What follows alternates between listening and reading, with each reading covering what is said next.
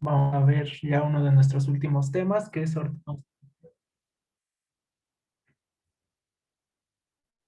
ver, espérenme tantito.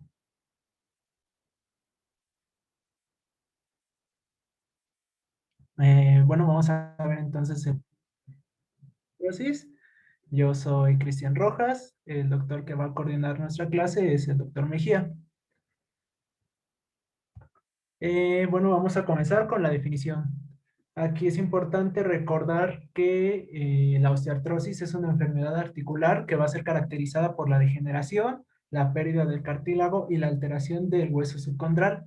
Estos tres conceptos, los que tengo subrayados, pues van a ser importantes y lo vamos a ver a lo largo de la exposición porque pues es lo que nos va a dar la diferenciación con artritis, bueno, entre artritis y artrosis. Esto va a estar asociado a los cambios en los tejidos blandos generalmente. Esta definición es según la guía de práctica clínica. Casi todas bueno, principalmente el tratamiento y el diagnóstico me basé en la guía de práctica clínica, pero pues vamos a ir viendo también más adelante algunas otras referencias, como en este caso. Estuve leyendo referencias internacionales, como en el Colegio Americano de Reumatología, donde muchas veces realmente en el idioma inglés utilizan como sinónimo a la artritis y a la artrosis.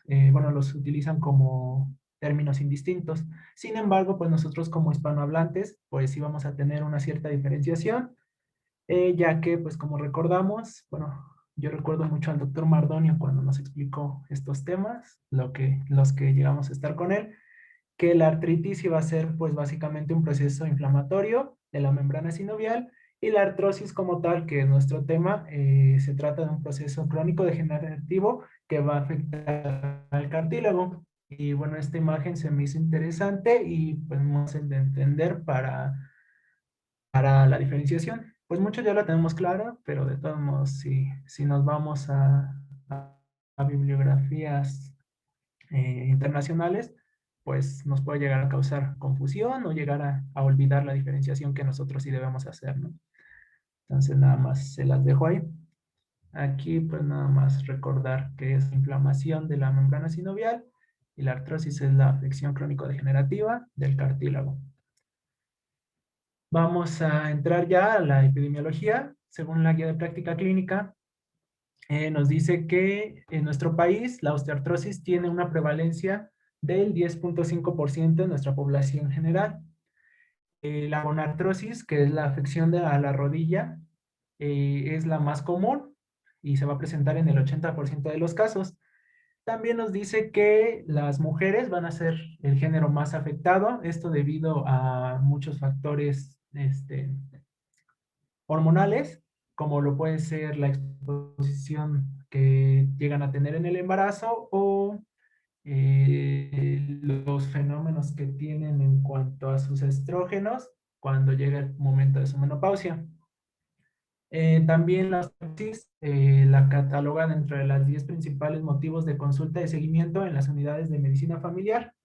Y pues esto es muy importante porque una buena intervención y un buen seguimiento va a ayudar a mejorar tanto la calidad como la esperanza de vida de nuestros pacientes. Entonces, pues debemos saber identificar y tratar la patología.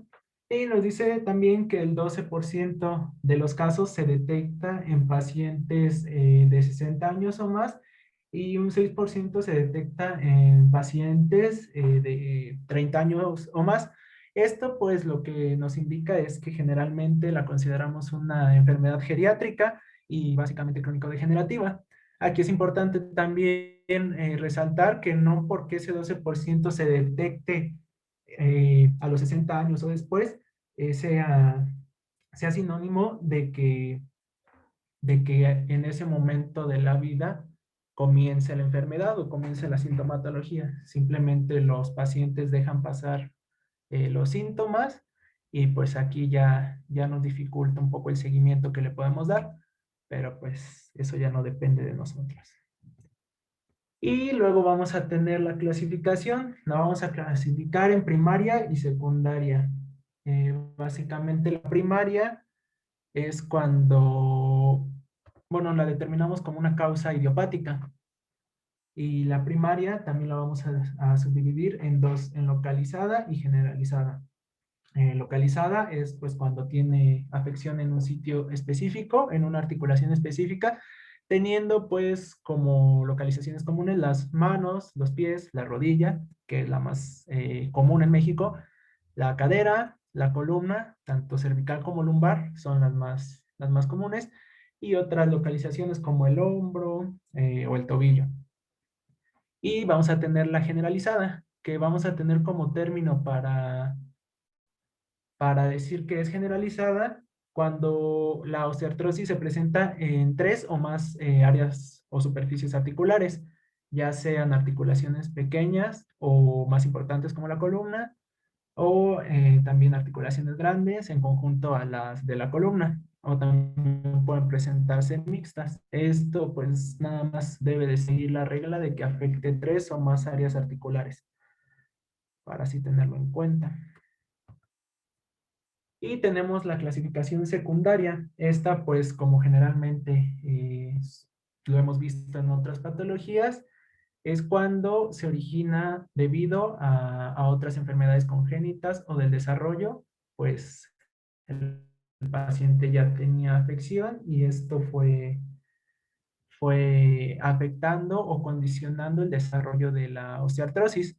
Aquí pues se me hace interesante correlacionar los temas que ya hemos visto porque pues también podemos incluir, no sé, el pie varo valgo, pie plano, pie equino, que pues al generar una desviación, en este caso en la articulación tanto del tobillo como de la rodilla, pues va a haber un exceso de carga en dicha articulación y va las modificaciones en la estructura, como lo vamos a ver en la fisiopatología. Y bueno, la fisiopatología, básicamente tenemos que considerar la alostosis del cartílago.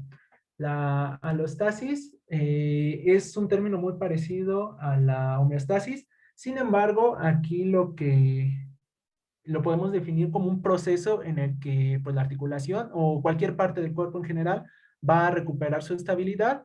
Aquí es en el punto donde se parece a la homeostasis.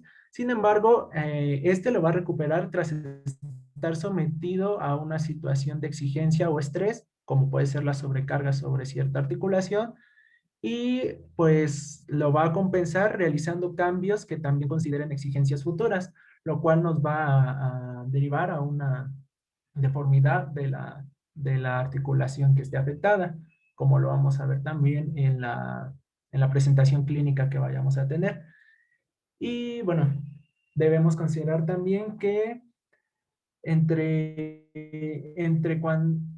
más matriz extracelular se vaya a generar en nuestra articulación, también va a degradarse más, entonces van a estar en constante equilibrio la mitosis y la apoptosis de nuestras células. Entonces, pues, se trata de mantener una alostasis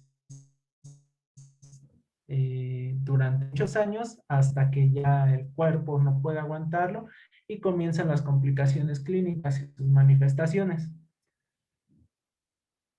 Bueno, aquí tenemos la imagen del cartílago articular, que es el que va a verse afectado.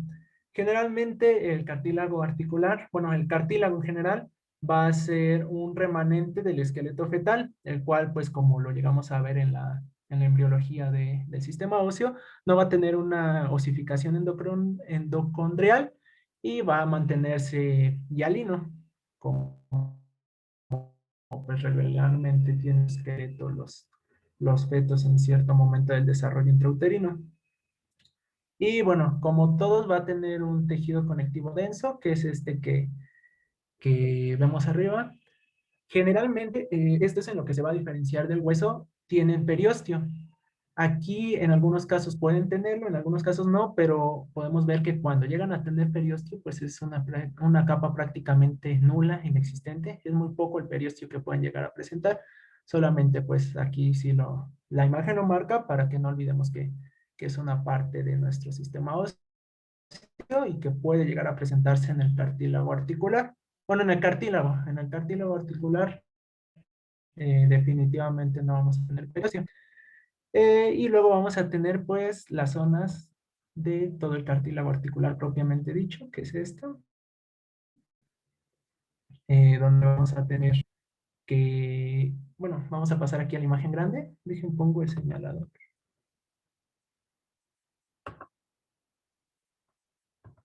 Creo que sí se ve. Pero bueno, aquí vamos viendo a los condrocitos. Estos son los condrocitos. Vemos que cuanto más externos se encuentre, se van a ver pues, más aplanados, más alargados, ¿no? Pero conforme vayan yendo hacia el interior de nuestro cartílago, pues, ya sean más grandes, más llenos de matriz extracelular. Y aquí en el río, pues nos marca los grupos isógenos que va a formar el condrocito. Entonces, pues también, ¿qué otra cosa? Ah, bueno, del cartílago articular no debemos olvidar que este no tiene inervación, es avascular y por ende se va a nutrir mediante la difusión. Esto es importante también para comprender cómo va a estar amortiguando muchas veces los impactos que va a recibir eh, al ser una articulación. Bueno, esta imagen es básicamente pues como un zoom de lo que vamos a tener acá, pero me gustó porque le da más importancia al colágeno. No debemos olvidarnos de la importancia del colágeno en nuestro cartílago articular, porque pues va a ser también su síntesis algo muy importante. El cartílago articular como tal va a servir como esponja tras cada movimiento que nosotros hagamos y pues debe estar muy hidratado. De todos los cartílagos, el cartílago articular es el que más hidratado va a estar. ¿Y esto por qué? Por el monómero del proteoglucano, que va a ser el agrecan. Pues al ser un proteoglicano, su mismo nombre lo dice, tiene una proteína.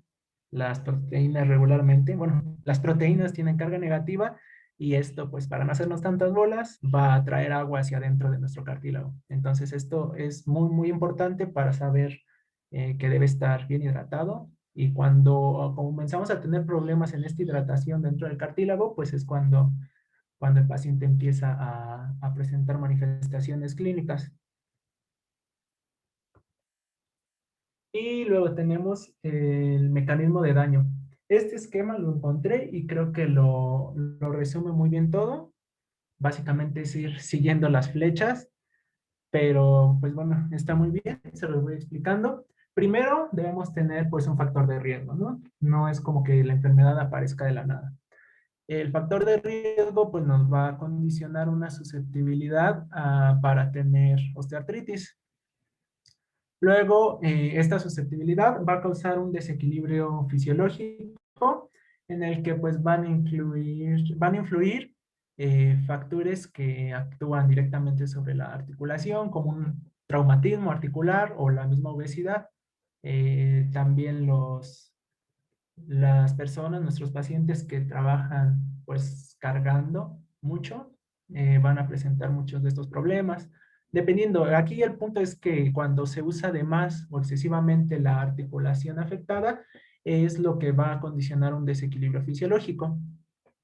Bueno, esto va a conducir a un aumento en el catabolismo y una disminución en el anabolismo debido al aumento de las enzimas de la degradación, que es lo que veíamos también en definición y en cómo se va a mantener el cartílago hasta que un factor rompe ese equilibrio. Vamos a tener la degradación del colágeno 1, 2, 9 y 11 de los proteoglicanos de la matriz. Este punto es muy importante porque va a estar condicionado por dos distintas grupos de sustancias, como las citocinas preinflamatorias, las metaloproteasas. Las metaloproteasas van a ser muy importantes, pues su nombre lo dice, van a romper proteínas El colágeno, recordemos, es una proteína. De hecho, la metaloproteasa 2 es la colágena.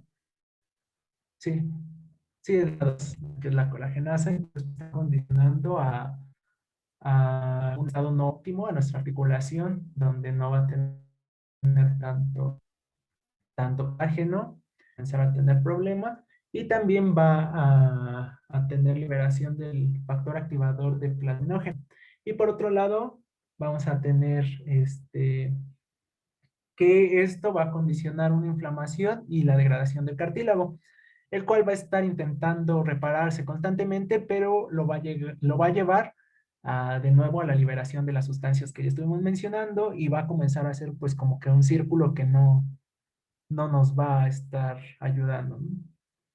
También el BMP2 es un punto muy importante porque va a favorecer el anabolismo, y pues generalmente en los pacientes jóvenes que no tienen ningún problema, en teoría, va regenerándose constantemente. El problema pues ya es en nuestros pacientes adultos. A partir de los 30 años, el BMP y el TGF beta ya no van a funcionar ni se van a estar regenerando de la misma manera. Entonces aquí es cuando comienzan los problemas, y pues ya en nuestros pacientes geriátricos va a estar muchísimo peor. La presencia de estas dos sustancias, principalmente del TGF beta, va a favorecer los cambios y la deformidad articular. Entonces, pues este es lo que nos va a dar la primer sospecha clínica o la causa por la que va a ir el paciente, ya sea por la deformidad o por el dolor. Ah, ¿qué más? ¿Qué más? Después de tener este intento de reparación y tener pues ese círculo entre liberación de citocinas proinflamatorias y todas nuestras sustancias, va a llegar un punto en el que esto no va a poder seguir sosteniéndose, y vamos a presentar la modificación en el hueso subcondral y la hiperostosis, para que posteriormente ya se dé ahora sí la progresión de la osteoartritis, de la osteoartrosis. Entonces este es un punto también importante, pues es el mecanismo de daño. Eh, Aquí pues también es nada más hacer énfasis en la degradación de la matriz extracelular, ya que se puede mostrar en etapas muy tempranas, y generalmente encontramos ratones articulares, que estos básicamente van a ser cachos, pedazos de cartílago articular, que van a comenzar a causar pequeñas molestias, como, como lo indica la imagen. Y luego pues vamos a tener lo que son los osteofitos. Ya cuando se desarrolló, cuando se estableció bien la enfermedad, vamos a tener los clásicos osteofitos. Eh, un osteofito es bueno, algunas bibliografías lo dicen como tal, es una excrescencia ósea que, pues, en otras palabras, es el crecimiento anormal del hueso en el área articular, en la superficie articular, donde no debería estar, como lo muestra la imagen de la derecha. Y pues va a ser el causante de los síntomas, del dolor, de los malestares, de cuando los pacientes llegan diciendo que tienen tronidos en sus articulaciones. Eso va a ser causa de los osteofitos. Entonces eso ya nos está diciendo que la enfermedad pues no está en etapas tempranas, sino que pues ya está afectando la articulación como tal, y va a ser pues un poco más complicado su tratamiento. Es importante, pues no lo vamos a revertir, lo vamos a ver más adelante. No se puede revertir, pero pues sí se puede tratar y frenar un poco su desarrollo en bueno, algunos estilos de vida, pero pues ya cuando ya estés así va a ser difícil, un poco que hacer. Eh, Vamos a tener, como lo muestra la imagen de la izquierda, este esquema, que van a haber muchos factores anabólicos, como el TG beta, que lo vimos en la presentación, en la diapositiva anterior, que va a inhibir básicamente la diferenciación de los osteoclastos y va a aumentar la función de los osteoblastos. Va a haber un desequilibrio entre resorción, y también va a aumentar la síntesis de cristales de hidroxiapatita, que también eso creo que también lo vimos con el doctor Mardon y los que estuvimos ahí con él. la formación de cristales de hidroxiapatita que se van a ir almacenando en las partes más proximales a la articulación del hueso, pues van a ir formando los osteofitos y aumentando su tamaño. Entonces, pues aquí vamos viendo cómo tenemos el hueso normal y luego cómo tenemos pues la deformidad ya que está invadiendo la articulación y causando malestares en el paciente. Y luego vamos a tener ya bueno, después el cuadro clínico. Todo el mecanismo de daño nos desemboca en un cuadro clínico que va a ser prácticamente igual o muy parecido para todas las articulaciones.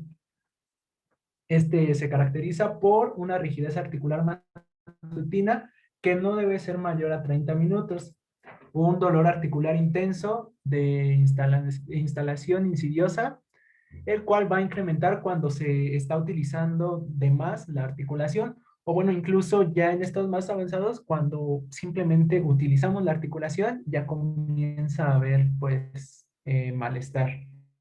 Actividades comunes como la bipedestación prolongada, iniciar pues una caminata, subir escaleras, ya comienzan a molestar al paciente y pues es cuando ellos se alarman y van a buscarnos, a requerir los servicios, ¿no? Y finalmente a disminuir con el reposo. Vamos a ver la deformidad ósea, las contracturas, la rigidez y las crepitaciones, que también van a ser muy características. Y vamos a tener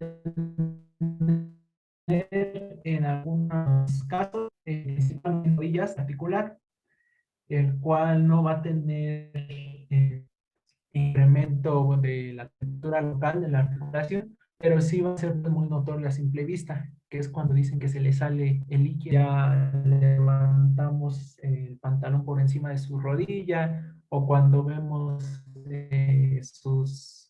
su muñeca, sus falanges, ya vemos pues una inflamación ahí. Que esto sí es un punto importante, lo vuelvo a repetir, que no va a aumentar la temperatura local. Eh, bueno, también es importante que mencionar que este derrame articular generalmente va a provocar una sinovitis en cualquiera de las articulaciones que se dé, pero no va a ser infecciosa. Este también es importante para diferenciar otro tipo de afecciones. Y luego vamos a tener el diagnóstico. Principalmente debemos considerar los factores de riesgo. Eh, Factores hereditarios aquí no son tan importantes, pero sí, como les mencionaba, el uso prolongado de la articulación, algún trauma, sea una paciente femenina que ya esté en edad de menopausia o incluso que sea un paciente geriátrico mayor de 60 años, pero pues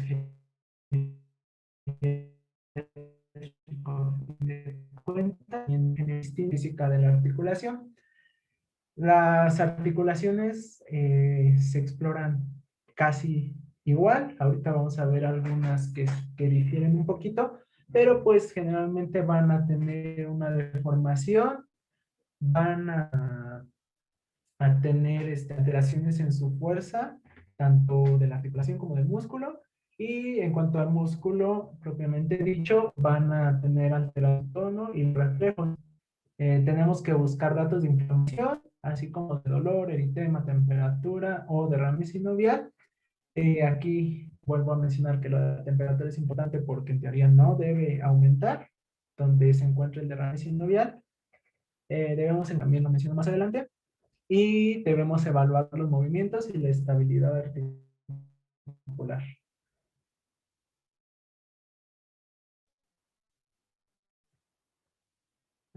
Bueno, la movimientos y la estabilidad articular se valora mediante una escala. Ahora vamos a ver pues, si es importante para poder estadificar.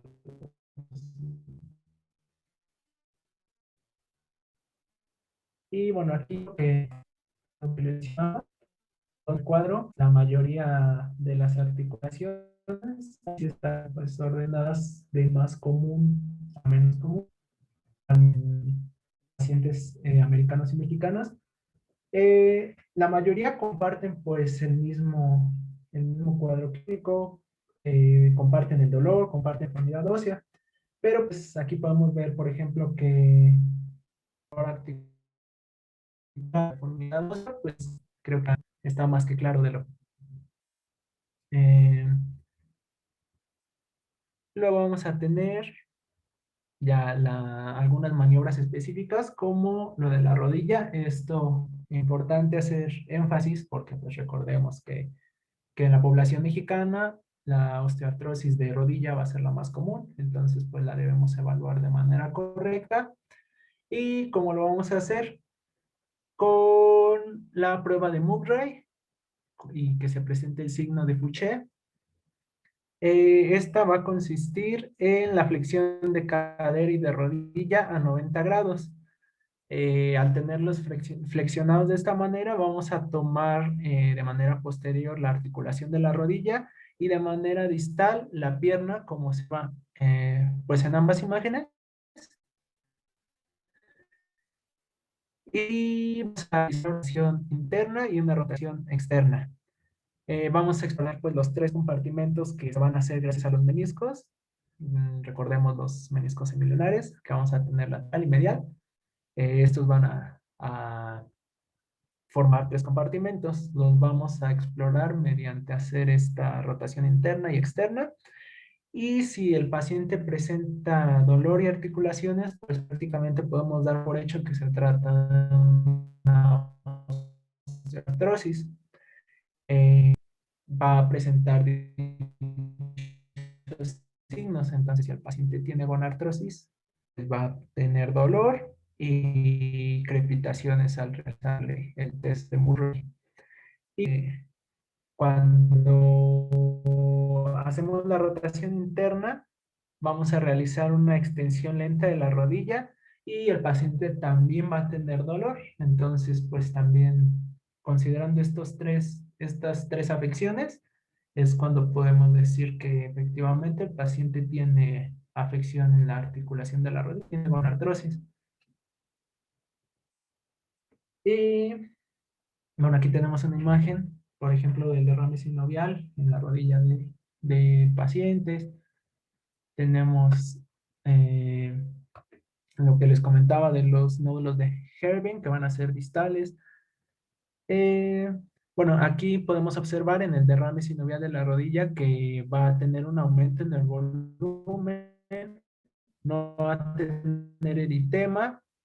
Bueno, no podemos saber que no tiene aumentante, que al explorar la rótula vamos a tener una rótula móvil. Entonces, pues es también no olvidar la exploración de la rótula. Tampoco es como que se la tengamos que estar moviendo bruscamente, pero pues sí considerar, checar que tenga movilidad o que no tenga. Y en el caso de las manos, que son las dos imágenes que tenemos a la derecha, vamos a tener pues como característica los nódulos de Heberden, que son los distales, y los de Bouchard, que son los proximales. Aquí en mano, un dato que me pareció muy importante es que solamente se pueden afectar las articulaciones metacarpofalángicas con estos nódulos que ya mencionamos, o pues van a respetar las otras, ¿no? Y también en el pulgar solamente se afecta la articulación metacarpofalángica. Y bueno, vamos a tener esta escala, que es la que les mencioné anteriormente. Se va a utilizar para determinar el impacto funcional que va a tener la afección y el desarrollo de la osteoartrosis en nuestros pacientes. Entonces, pues es importante poder estadificarlos, la de Steinbroker. Eh, Aquí nos dice que si se encuentra en un estadio 1, pues prácticamente el paciente no tiene limitación funcional y puede realizar las actividades de la vida cotidiana de manera normal. En el estadio 2 tenemos que el paciente se limita para las actividades sociales y de recreación, pero pues las de la vida diaria las puede realizar sin problemas. En el estadio 3 ya comenzamos con más problemas porque pues se está limitando en las actividades sociales y recreativas como en el estadio 2, Sin embargo, aquí ya también comienza a haber afección en las actividades laborales y pues es muchas veces cuando los pacientes comienzan a preocuparse, ya no están siendo funcionales, como así se sienten muchos de los pacientes geriátricos y pues es cuando comienzan a acudir a consulta. Pero aún pueden valerse por sí mismos, no requieren tareas de cuidado, o sea, todavía pueden hacerse cargo de ellos mismos. Y en el 4 ya es cuando los pacientes están limitados en todas sus actividades y es dependiente en la mayoría de estas. Entonces, pues, lo ideal sería detectar a tiempo todo para no dejar que avance esto, para comenzar con modificaciones en el estilo de vida de manera temprana y pues evitar que el paciente llegue a ser dependiente de terceras personas, ¿no? Pues porque a ninguno nos gustaría, y mucho menos a los pacientes geriátricos que muchas veces es a lo que más le temen. Eh, bueno, esta escala también nos va a servir para determinar qué tipo de tratamiento podemos utilizar en los pacientes, porque pues lo ideal, como lo vamos a ver, es no utilizar tratamiento farmacológico, pero si se llega a utilizar, dejarlo en primera línea, porque después nos puede traer también otras complicaciones. Y bueno, generalmente el diagnóstico fueron todos los puntos clínicos que les mencioné anteriormente. Sin embargo, muchas veces cuando el dolor no cede o cuando no podemos encontrar una causa aparente, nos podemos apoyar de la imagenología, básicamente de la radiografía. Y estas, bueno, las tomas, las proyecciones que se van a pedir van a ser de acuerdo a la articulación. En caso de las manos, que es la que tenemos en esta diapositiva como ejemplo, vamos a pedir la anteroposterior y una oblicua bilateral para poder diferenciarlo. Aquí como podemos ver, izquierda y derecha, izquierda y derecha. Eh, y bueno, aquí lo que también les mencionaba, que como podemos ver, solamente se afectan las falanges, pero va a respetar los huesos del carpo. Entonces, pues los pacientes no van a llegar con problemas o con dolores en lo que generalmente conocen como nudillos, pero sí en las falanges. Y muchas veces es muy notorio su problema. Son deformidades pues que se ven a simple vista y les causan dificultad para realizar sus labores cotidianas. Y bueno, en el caso de bueno, aquí tenemos otra radiografía de mano donde ya ahora sí se ve claramente la afección de la osteoartrosis, pues tampoco dejemos que el paciente llegue hasta estos puntos. Y bueno, en el caso de la rodilla se pide también una anteroposterior y una lateral. Y bueno, también para si queremos evaluar la rótula, se puede pedir alguna toma con un ángulo de 30 grados y un ángulo de 80 grados, igual bilateral para poder hacer la diferenciación. Y bueno, estos datos radiológicos también los vamos a tener que estadificar. Aquí, bueno, nada más les puse otro tipo de diferenciación entre artritis, bueno, otras enfermedades que pudieran causarnos conflicto con su diagnóstico, pero bueno, básicamente mano. Y aquí tenemos cómo solamente afecta las articulaciones interfalángicas, está respetando los del carpo, a diferencia de muchos otros. Y bueno, aquí la clasificación radiológica que les comentaba, que es la de Kelvin y Lawrence, en la que tenemos 5 grados, en el que grado 0 pues, va a ser un paciente normal, sin afecciones. En el grado 1 va a ser un paciente dudoso, aún no podemos decir que tenga osteoartrosis, ya que pues tiene un dudoso estrechamiento en el espacio articular y posibles osteofitos, pero estos no están del todo claros, ya que puede deberse a una mala técnica en cuanto a la proyección de la radiografía o algún otro factor. En el grado 2 es cuando ya podemos decir que nuestro paciente sí tiene osteoartrosis, pero en un estadio inicial, una osteoartrosis leve. Podemos encontrar disminución en el espacio articular de la zona pues afectada o no podemos encontrarla, eso pues depende. Y aquí sí encontramos osteofitos, pero pues muy pequeños. El grado 3 es hallazgos moderados, donde ya hay hay una leve esclerosis y hay una posible deformidad de los extremos de los huesos que estén afectados.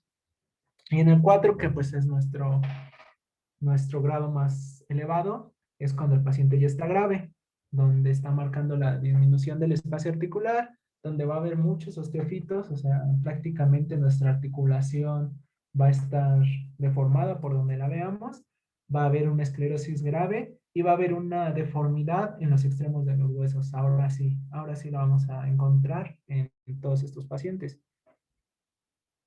Mm. Y luego pues tenemos el tratamiento. Este lo saqué de la guía de práctica clínica. Hay muchos tratamientos. También los voy a mencionar algunos de los que consideré más importantes e interesantes en diapositivas posteriores. Pero esto es lo que nos marca la guía de práctica clínica que debemos de hacer. Primero debemos clasificar a nuestro paciente según la escala de funcionalidad. Y bueno, lo que recordemos que les había dicho que la primera escala que les mostré nos iba a ayudar para determinar qué tratamiento, pues aquí ya lo estamos llevando a la práctica. Después de clasificarlos, si consideramos que sí requiere tratamiento farmacológico, pues nuestra primera línea es el paracetamol. El paracetamol dice la guía de práctica clínica que es para pacientes que tienen un grado 2 o que están pues con una afección muy leve y te indica 3 miligramos al día, pero pues no es tan común que en sector salud nos den paracetamol de 3 miligramos. Entonces pues con una pastilla de 5 que esa es la que regularmente nos dan, eh, pues el paciente debería presentar mejoría si es que no está tan afectado. Si este no funciona, podemos considerar el uso de AINES, pero únicamente como coadyuvantes y debemos evaluar las comorbilidades del paciente, no es nada más dárselos por dárselos. Y podemos dárselos hasta 7 días, no más. También considerando la protección gástrica que debemos darle para que los AINES no afecten mucosa gástrica. Y lo que sí se ha encontrado en estudios recientes que pues mejora la sintomatología de los pacientes son los inhibidores de la ciclooxigenasa 2, específicamente el celecoxib, que también es común que nos los den en el sector salud, el cual pues sí se puede estar utilizando de manera rutinaria y sí efectivamente disminuye el dolor. También pues tenemos otros fármacos como los sintomáticos de acción lenta o en caso de que no funcionen, pues nos vamos a la tercera línea como el tramadol, que también puede llegar a calmar los dolores, pero pues no se lo dejemos como tratamiento rutinario, solamente en casos de emergencia, cuando el paciente no soporte el dolor, y considerar siempre la combinación de analgésicos, de todos los que ya mencionamos anteriormente. Eh, pues todos estos tratamientos debemos individualizarlos e identificar pues los factores de riesgo, tanto de AINES como de los demás fármacos, pues no vaya a ser alérgico o algo el paciente a alguno de estos y nada más porque dice la guía se los vayamos a prescribir. Bueno, si el paciente presenta mejoría, ya solamente debemos tratar de darle integración social, actividades deportivas y laborales con normalidad y modificar ciertos estilos de vida, mantener en buen uso el tratamiento farmacológico para que pues ya no presente, ya no empeore o no se hagan más graves los síntomas de nuestro paciente. Sin embargo, si no presenta mejoría, debemos de volver a evaluar clínica y terapéuticamente al paciente y considerar pues una intervención quirúrgica. El tratamiento quirúrgico generalmente se considera para la osteoartrosis de rodilla, para la gonartrosis y para la cadera. Aquí debemos también considerar que el paciente debe ser menor a 55 años, porque muchas veces estas prótesis, esta sustitución de cartílago, pues solamente llegan a causar más problemas o no van a durar, eh, bueno, no van a mejorar la esperanza ni la calidad de vida del paciente. Entonces, pues mientras sea menor a 55 años, podemos considerarlo. Debemos considerar que el paciente no presente síntomas refractarios al tratamiento farmacológico y qué tanto está impactando la enfermedad en la calidad de vida del paciente y qué tanto mejoraría una intervención quirúrgica en esta misma. Bueno, aquí vemos algunos ejemplos de los tratamientos quirúrgicos.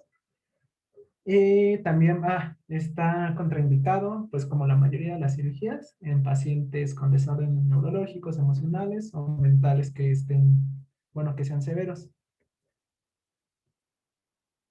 Y aquí tenemos algunos tipos de intervenciones quirúrgicas que podemos llegar a utilizar. Tenemos las artroplastías con prótesis, la cual nos va a servir para restablecer la función y para aliviar el dolor de los pacientes.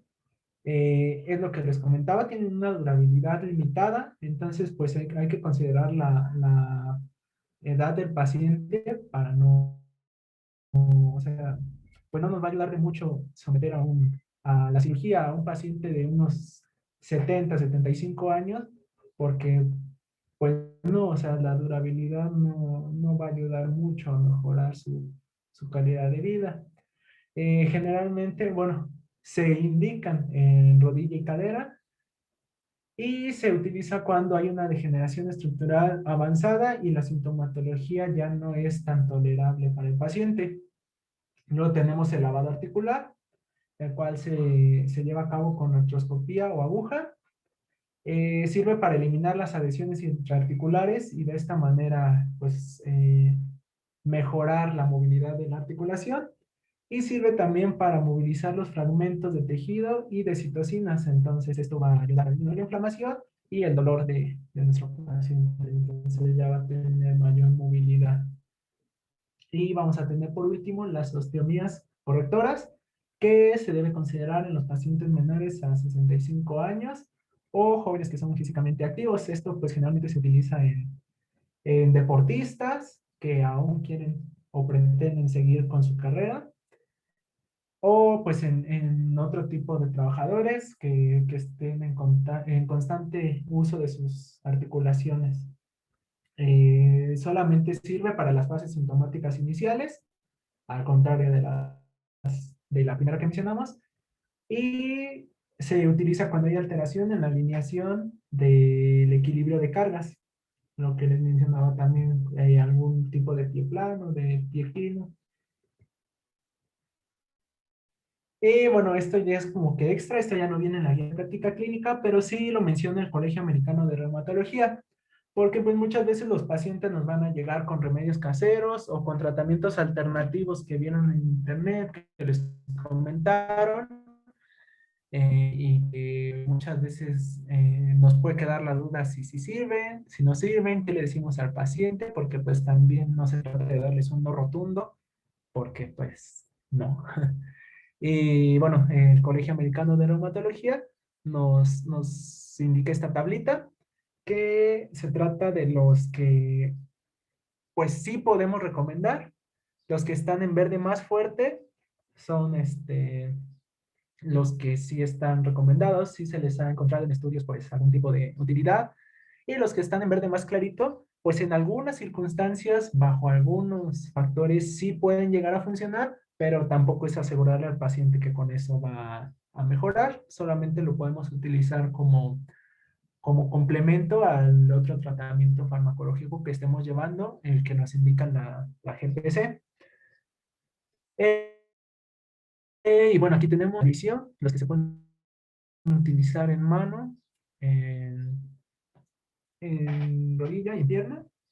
Y aquí tenemos pues los que están en verde fuerte, generalmente pues es el ejercicio o las modificaciones en los estilos de vida, eso siempre van a estar recomendados por todo el mundo. Y los otros pues son algunas terapias alternativas, incluso remedios naturales. También pues hay que supervisar que el paciente no se vaya a intoxicar por lo que se quiere estar tomando, solamente porque piensa que son remedios naturales, no le va a pasar nada. Bueno, aquí también puse esta imagen porque se me hizo importante lo de las inyecciones intraarticulares.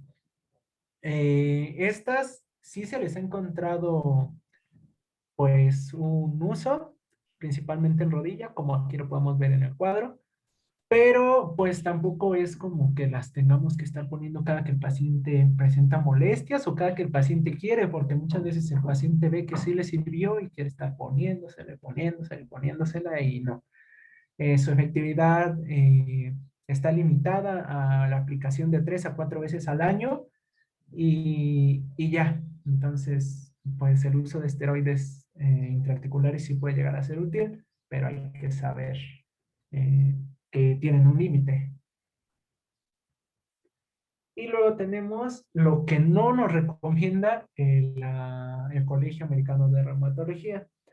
Aquí, pues básicamente lo que está en rojo muy intenso es lo que te dice, no, no lo hagas por nada del mundo. Casi, casi estás poniendo en peligro a los pacientes. Y lo que está pues en rojo más clarito es lo que, pues si tu paciente llegó con esa indicación o si la llegaste a indicar a permitir por alguna cosa, pues a lo mejor y no pasa nada, pero pues córtalo. No, no está recomendado, no tiene utilidad, nada más estás haciendo gastar dinero, tiempo a tu paciente, entonces pues no. Y aquí pues es interesante, ¿no? Ver que eh, los masajes o algún tipo de este tipo de terapias que los pacientes tienen mucha fe en ellos, pues no, no van a servir. Eh, Aquí, bueno, la teleestimulación del nervio, que es el TENS, sí hay que poner especial atención, porque muchas veces, y bueno, estuve leyendo incluso en artículos, que los pacientes llegan con este tratamiento, incluso antes de ir a un médico o al servicio de reumatología, con la electroestimulación de los nervios que están cerca de la articulación afectada porque les prometen inhibir el dolor, terminar con el dolor, pues mandando impulsos eléctricos a los nervios que estén cerca de la articulación. Y pues no, esto nos puede traer otro tipo de problemas y en vez de ayudar al paciente, nada más lo estamos jodiendo más. Entonces, pues sí es, creo que el más importante. Acá es más tratamientos farmacológicos que pues claramente no debemos utilizar. Bueno, aquí me llamó también la atención los TNF, porque pues recordemos el mecanismo de daño es uno de los principales causantes de la inflamación y del inicio de la deformidad ósea, pero pues me llamó la atención que estén sumamente contraindicados. Entonces, pues nada más tenerlo en cuenta. Y ya por último, este que también vi de la ozonoterapia, que muchas veces, bueno, está ganando fama este tipo de tratamientos, es como que de lo que se ha estado utilizando, no es nuevo, ya tiene pues varios años en uso, pero se ha ido perfeccionando la técnica. Esto pues se utiliza también muchas veces en jugadores, en futbolistas que buscan una alternativa de tratamiento o que nada más no encuentran cómo estar sanando su cartílago ya desgastado y pues recurren aquí. Muchas veces es viable, incluso el Colegio de Reumatología, el americano lo considera viable, lo considera pues útil. Entonces esto nos está indicando que sí puede llegar a tener cierta utilidad, nada más hay que saber hacerlo. La ventaja que tiene es que no es alergénica, básicamente es aire, es un porcentaje de ozono y es un porcentaje de oxígeno médico, entonces pues no va a haber mayor problema con que la estemos utilizando. Y bueno, la ozonoterapia va a grandes rasgos, va a aumentar el metabolismo del condrocito, lo cual pues va a ayudar a que éste recupere sus funciones. No del todo, pero pues sí le va a dar como que un empujoncito para que se siga defendiendo, se siga regenerando. Y va a inhibir las proteasas, lo que habíamos estado viendo, lo que estaba causando la inflamación y lo que estaba evitando que nuestro cartílago se estuviera regenerando de manera correcta. Y también va a inhibir las enzimas y las sustancias proinflamatorias. Entonces, pues en cierto punto, como tratamiento coadyuvante al farmacológico o a lo que tenemos en la guía de práctica clínica, podría ayudarnos. Todavía pues faltan estudios y todo, pero hay otros que ya lo están respaldando y comienza a tomar más fuerza, nada más para considerarlo. Y creo que sería todo. Bueno, esas son las referencias. Y ya. Nada, me falta la guía de práctica clínica, que es la que estuve usando y no la puse. Pero ya, sería todo. No sé si tienen alguna duda. ¿Alguna duda, alguna observación? ¿Ninguna? Creo que no. No, doctor. No, Eh, doctor. No, el doctor, muy tema, bien todo lo que decía. sí, el tema finalmente sí es interesante. Podría decirse que es muy, muy trillado, pero tiene todavía muchos elementos en los cuales las terapias tienen de alguna manera la esperanza a mejorar las condiciones. Casi podría apostar que ninguno de ustedes tiene molestias similares como lo que se acaba de presentar en los cuadros clínicos, pero las personas de edades ya más avanzadas, pues sí. Y el no entender y no comprender la magnitud de las molestias, el dolor que se experimenta en ese tipo de problemas, de repente nos hace ajenos a tener esa empatía con el problema que tienen estos pacientes, pero sin duda es algo crítico, es algo que amerita más observación y aún todavía la tecnología médica queda limitada para poder resolver plenamente estos problemas. En algún punto de los comentarios que nos hacían, eh, me deja la sospecha en alguna frase que se comentaba si esto podía resolverse o no podía resolverse. ¿Realmente es un problema que podemos evitar? Lo digo a modo pregunta. ¿O es algo irremediable? Pues yo tengo ¿Cómo, entendido. cómo debo entenderlo? ¿Puedo evitar la osteoartritis, la osteoartrosis? Ah, Porque si lo puedo evitar, ¿qué tengo que decirle a mi paciente? Pues para que lo evite. pues, híjole. Subrayo la palabra evitar. Sí, sí, sí. O sea, porque algunas personas finalmente no desarrollan este problema y finalmente otras porque sí lo hacen. Podríamos pensar que exista algún elemento genético, hereditario o es meramente ambiental. Situaciones intrínsecas y extrínsecas para cada individuo. Pues en algunos casos, a lo que yo entendí, puede llegar a ser evitable, en otros casos no. Los casos que pueden llegar a ser evitables sería el tratamiento pues oportuno de un pie plano, de alguno de estos problemas que hemos estado. Pero entonces eso ya no sería osteoartritis, ya sería un problema mecánico focalizado. Bueno, sí, pero podría Pues es que desencadenar en orden. Ajá, a ver qué opinan los demás. O sea, en algún subrayo, en algún momento escuché que esto podíamos evitarlo y me saltó el interés. Bueno, y de veras sí o fue un discursivo. lo que sucede es de que como cualquier otra enfermedad Pero esta es bueno, reumatológica. reumatológica, pues no se saben. Bueno, es que Esta es al igual consideran que sí, o sea, reumatoinmunológica. Sí, ajá. sí tiene que ver los Y, factores y inflamatorios, las, no cabe duda, pero no es una condición en la que plenamente podríamos decir que nuestro propio sistema nos ataca. Sí existen mediadores inflamatorios, pero es un efecto como de fuerza y fractura del cascarón. No es tanto que el cascarón por sí mismo se fracture, sino que va a venir un extrínseco y hace el fenómeno de daño. Ok. En un problema reumato-inmunológico, vamos a tener una mediación inmunológica, pero detonada por un disparador intrínseco. Aquí hay ciertos disparadores extrínsecos. Eh, pero regresando a la pregunta, ¿de veras esto puedo evitar? O sea, ¿puedo tomar un medicamento? Porque si fuera evitable, ¿por qué en el tratamiento no aparece un brazo de atención que me diga, consume esto y evitarás este problema. Ah, no, no, no, no, no es evitable entonces. Eso. Realmente no lo podemos evitar. Es decir, eh, que yo pueda alterar la línea de tiempo y afectación con la representación de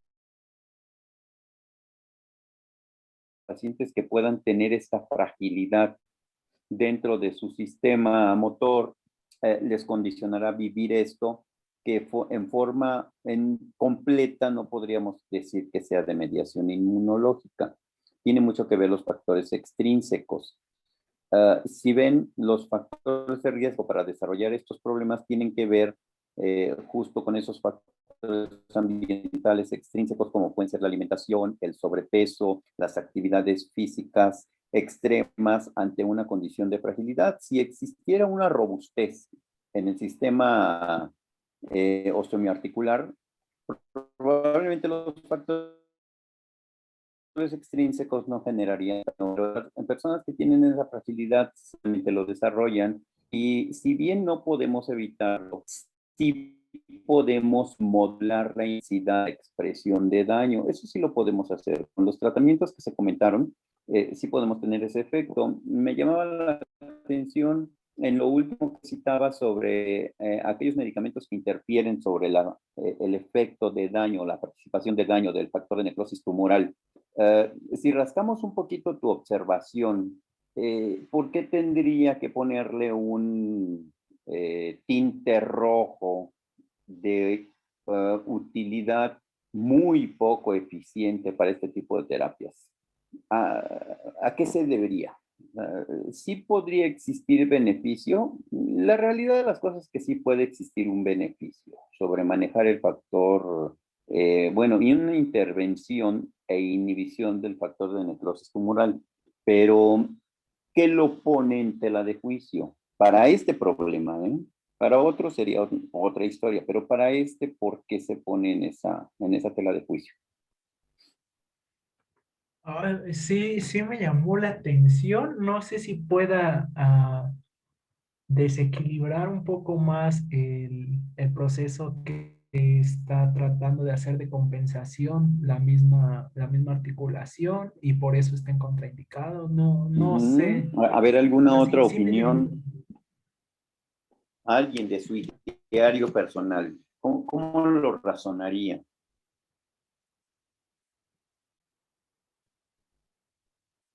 Quiero escuchar dos opiniones, si no, no lo terminamos.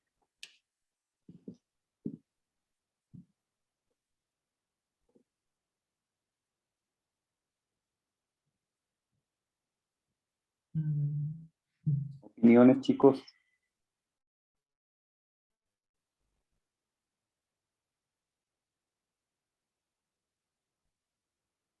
Alguien que diga lo que se les ocurra.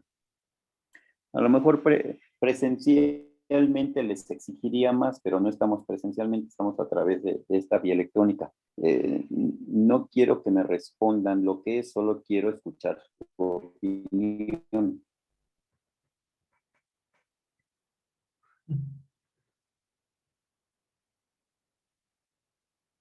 ¿Ninguno?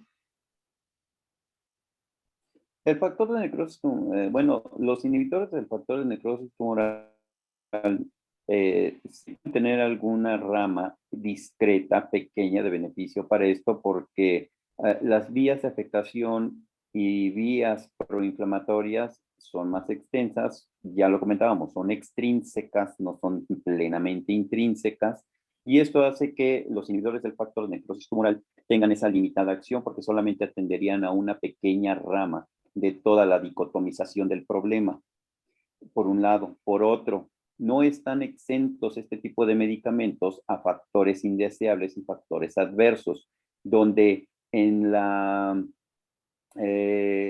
condición de riesgo-beneficio pueden superar los riesgos que los beneficios en terapias de este tipo. Y por último, que podríamos decir que resultaría más discreto los grupos de atención, finalmente es un problema más importante, es el costo. La costo-beneficio los hace limitados. Entonces son tres elementos: costo-beneficio y la capacidad de extensión de beneficio o limitación del beneficio. Al ser una rama pequeña de la vía inflamatoria o la dicotomización de las vías inflamatorias, pues realmente tendría nada más una, hay más, ¿sí? Ya lo comentaba, por ser sobre todo de elementos extrínsecos de daño. Otro comentario. Los medicamentos ofrecidos están también condicionados a una periodicidad. Realmente, ¿cuál es el periodo de tiempo para poder mejorar las condiciones del paciente? Si por condiciones o mejoría de las condiciones estamos hablando de la funcionalidad. Es decir, no le puedo quitar la enfermedad al paciente, pero sí tendré por misión tener que modular la intensidad del problema. Dado que está condicionado por esos factores extrínsecos, dar los medicamentos durante un determinado periodo también generarían daños. Ok, ¿cuáles serían los tiempos ofrecidos para disminuir la exposición a riesgos?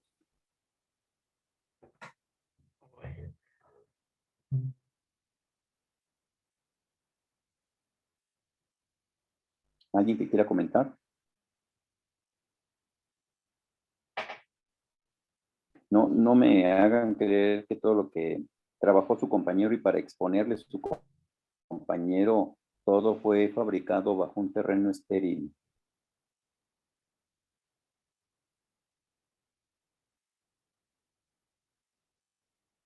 Pues es que como tal lo que nos dice la práctica clínica, Doc, es Ajá, que esto solamente, bueno, el tratamiento farmacológico como tal es cuando comienza la sintomatología.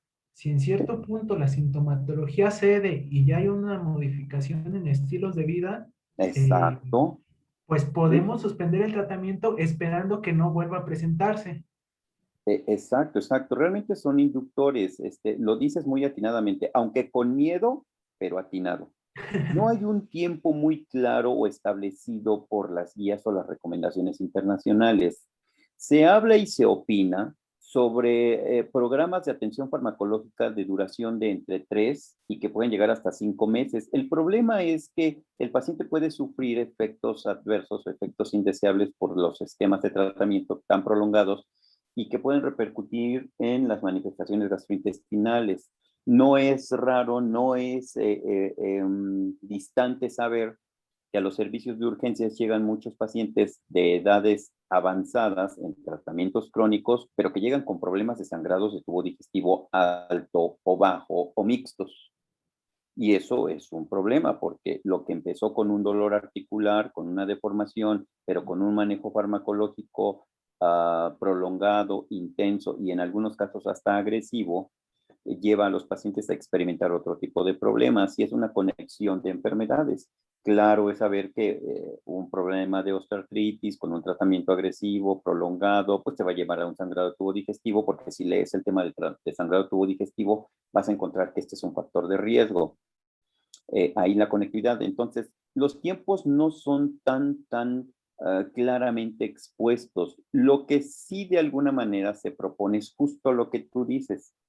¿El tratamiento farmacológico puede entrar? Sí. ¿Tendrá que llevarse por un tiempo? Sí. ¿Cuál sería una recomendación de tentativa u opinión? 3 meses, puedes ir a alcanzar hasta los 5 meses. Pero lo que realmente trasciende es la capacidad de interferencia y modificación de los factores de riesgo.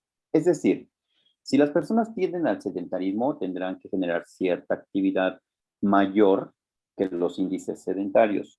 Si el paciente tiene sobrepeso, bueno, pues entonces habrá que controlar el sobrepeso. Si el paciente tiene algunos elementos de riesgo, exposiciones de temperaturas, pesos, en fin, pues habrá que modular estas condiciones, pero también primero habrá que identificarlas. A lo mejor el sobrepeso no nos cuesta mucho trabajo poderlo identificar, es visible, pero sí se tiene que hacer un programa intenso para la reducción. De tal manera que en sí el tratamiento no anide y no aterrice solo y puramente en la visualización o la arista farmacológica, sino tener mucho impacto en lo ambiental.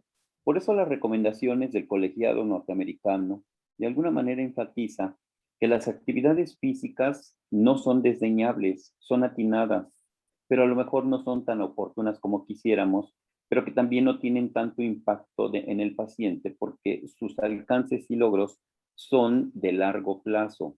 No es como hacer ejercicio y en un mes se te quitan los problemas, no, requiere más tiempo y no olvidemos que nos enfrentamos a pacientes que tienen múltiples gamas y muchos de los pacientes pueden tener esa tendencia a desesperarse. Porque el paciente, digámoslo desde cierto ámbito psicológico, el paciente quiere respuestas inmediatas y una pastillita te corrige más rápido el dolor que una terapia física. Pero curiosamente la terapia física tiene más impactos hacia el bienestar de largo plazo en comparación con la pastilla que te puede dar incluso otra serie de problemas. Pero cierto, lo que comentabas en pocas palabras, así es, yo lo digo más redundante, pero hay que decirlo, pues, no estar solamente encajados a este modelo farmacológico, porque no es su único elemento de atención. Hay otros y se nos pasan, muy frecuentemente se nos pasan. O los desdeñamos o no les damos la importancia que deberían de tener. Bien, ¿alguna observación, algún comentario?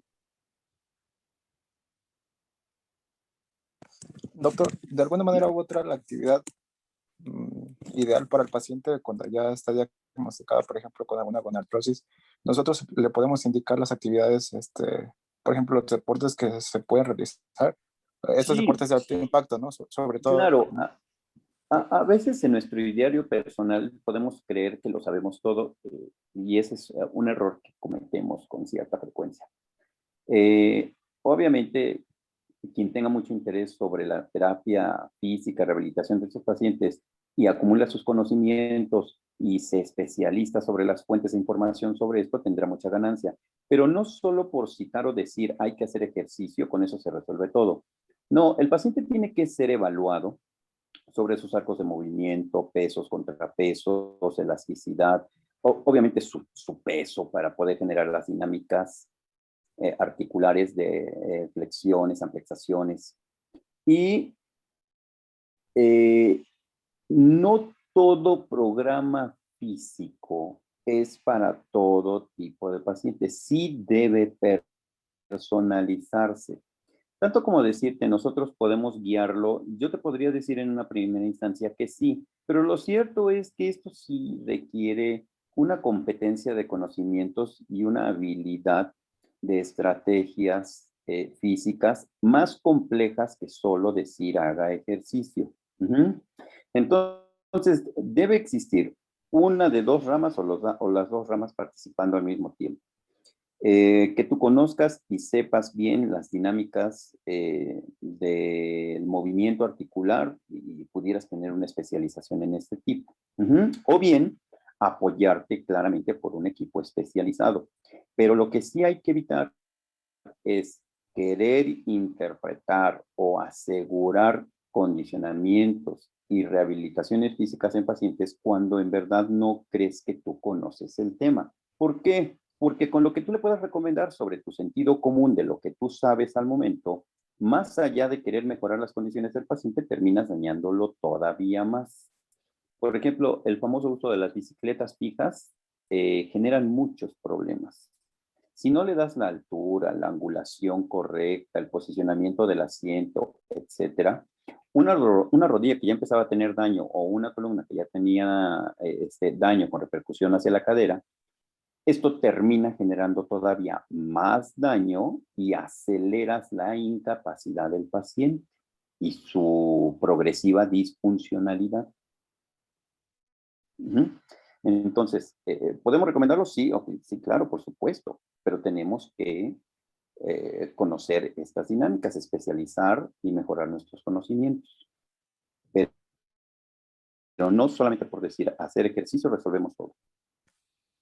Sí, sí, sí. Gracias. ¿Alguna otra pregunta, alguna observación? Bien, muchísimas gracias. Me gustó el tema y la parte final hacia el tratamiento. tuvo un abordaje bastante agradable, bien, lo aplaudo. Obviamente, como siempre, quizá algunos detallitos, pero esto ocurre en todos los temas y en todos los ponentes. Pero sí quiero destacar esa parte, me gustó, insisto, la aplaudo, y se tocaron puntos muy bien asistidos, documentados, pues, ¿qué diríamos? En los mejores documentos, en las fuentes básicas sobre las recomendaciones internacionales y locales, en este caso del colegiado norteamericano, y bien, un buen abordaje en estas últimas partes. Estas imágenes últimas, tanto en su exposición como en su explicación. De verdad, muchísimas gracias.